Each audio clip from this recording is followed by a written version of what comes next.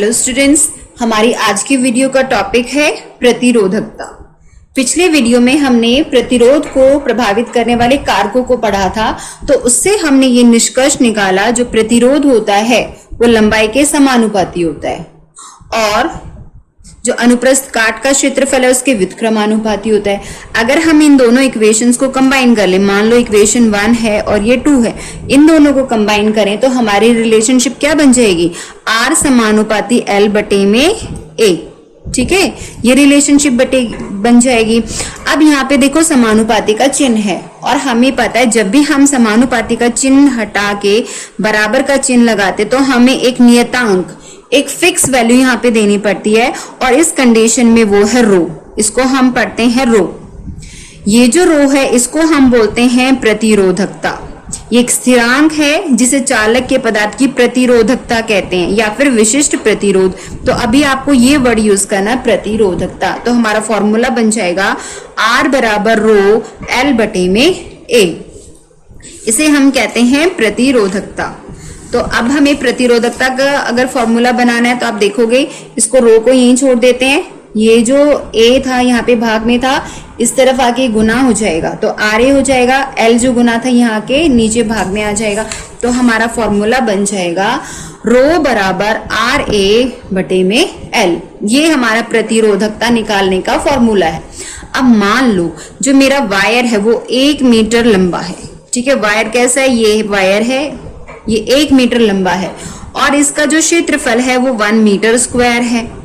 तो इन वैल्यूज को यहाँ पे रखा तो क्या बन जाएगा, रो बराबर R, यहाँ पे A कितना हो गया 1 मीटर स्क्वायर और नीचे कितना हो जाएगा, ये L कितना हो गया 1 मीटर, 1 से 1 कैंसिल। तो मेरी प्रतिरोधकता जो हो जाएगी वो रो बराबर R हो जाएगी। अब इसी से हमारा जो है इसकी परिभाषा निकल के आएगी।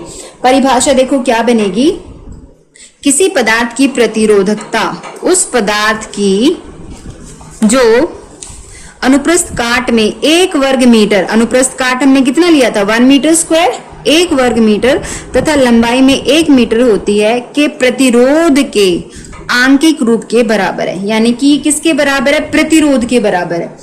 प्रतिरोधकता किसके बराबर है, प्रतिरोध के। देखो यही है फॉर्मूला हमारा, रो क्या होती है प्रतिरोधकता और R क्या होता है प्रतिरोध। ये दोनों बराबर हैं लेकिन हमारी कंडीशन क्या है, लंबाई वायर की 1 मीटर होनी चाहिए, ये लंबाई है, और क्षेत्रफल कितना होना चाहिए 1 मीटर स्क्वायर। तो ये बहुत ही सिंपल है। ठीक है, देखने में मुश्किल है, बस आपको इतना ध्यान रखना है कि जो प्रतिरोधकता है वो प्रतिरोध के बराबर है लेकिन अनुप्रस्थ काट 1 वर्ग मीटर होना चाहिए और लंबाई उसकी 1 मीटर होनी चाहिए। अब देखो प्रतिरोधकता का ऐसा ही मात्रक हम निकाल लेते हैं। तो हमें पता है प्रतिरोधकता फॉर्मूला क्या है, रो बराबर RA बटे में L, यही फॉर्मूला है। R होता है हमारा प्रतिरोध, प्रतिरोध की इकाई क्या है ओम, और A क्या है क्षेत्रफल, क्षेत्रफल को हम किस में लिखते हैं मीटर स्क्वायर। L है लंबाई, लंबाई को हम किस में मापते हैं मीटर में। अब ये फॉर्मूला, ये मीटर से मीटर स्क्वायर यानी 2 मीटर है, 1 कट गया, बचा क्या ओम और मीटर। तो हमारे प्रतिरोधकता का ऐसा ही मात्रक हो जाएगा ओम मीटर। तो प्रतिरोधकता का ऐसा ही मात्रक होता है ओम मीटर। आई होप ये क्लियर हो गया होगा।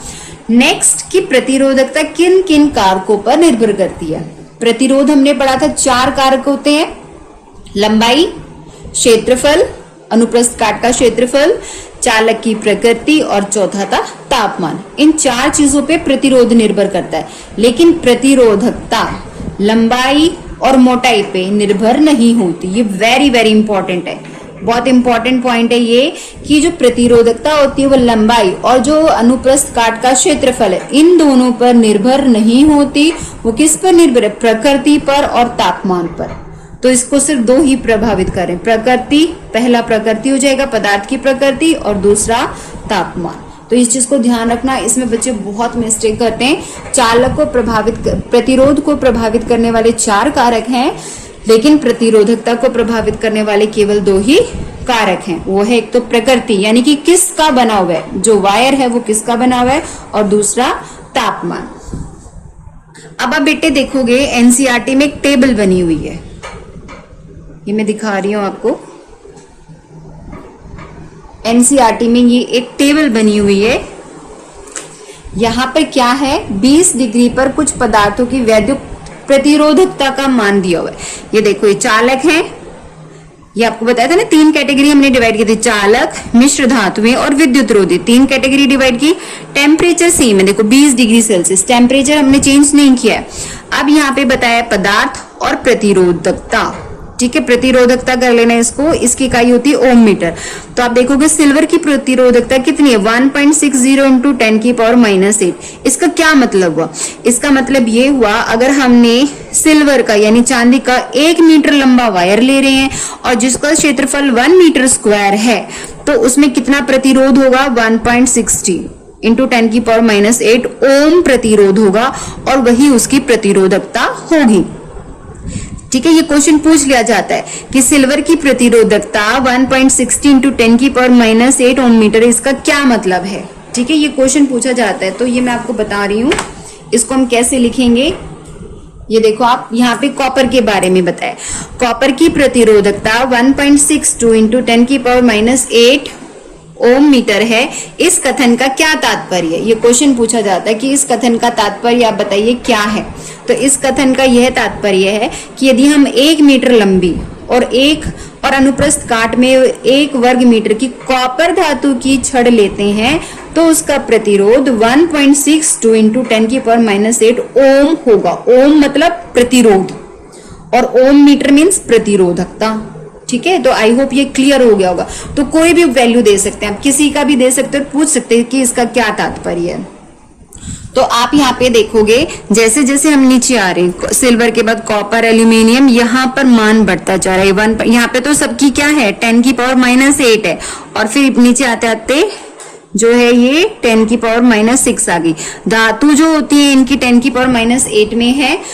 नीचे यहाँ पे मिक्स धातु, जो मिश्र धातु है, कॉन्स्टेंटम, इसकी देखो आप कितनी दी हुई है, 49 इंटू 10 की पावर -6, यानी कि इनसे बड़ी है ये।